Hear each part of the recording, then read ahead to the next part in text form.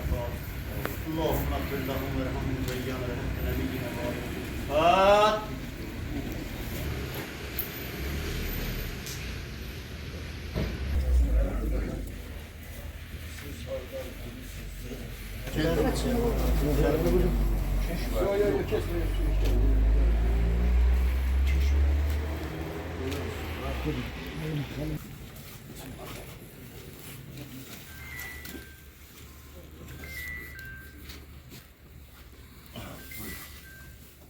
اللهم صل على محمد وآل محمد.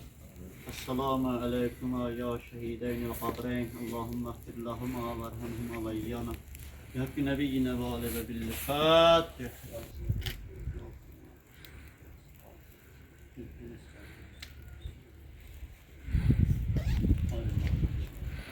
Allahümme salli ala Allah canı şəhidlərimizə rəhmət eləsin. Hər dəfə şəhidləri ziyarət edəndə ilk ağlıma gələn fikir budur ki, şəhidlər necə xoşbaxt adamlardırlar ki, onlar belə bir şərəfli ömür yaşaya bilir.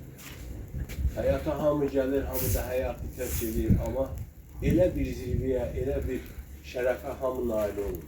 Və eyni zamanda da düşünürük ki, o zirvəyə çıxıb, şəhidlik zirvəsinə çıxıb, özlərinə şəhidləri qazandan sonra bizim də çiynimizə haqq qoyur.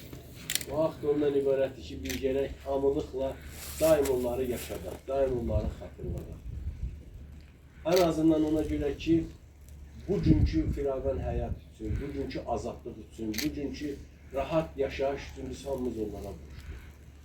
Bu iki şəhidin simasında Allah'tan bütün şəhidlərə rəhmət diliyoruz. Qalan valideynlərin canı sağ olasın. Allah cəb edənlərimizə rəhmət eləsin. Əziyyət çəkdiniz, gəldiniz. Minnətlərəm sizə. Buyurun ki. Cenab-ı Hak Allah sizden de razı olsun. Sağ olun. Çok sağ olun. Allah kime Sağ olun. İnşallah mübarek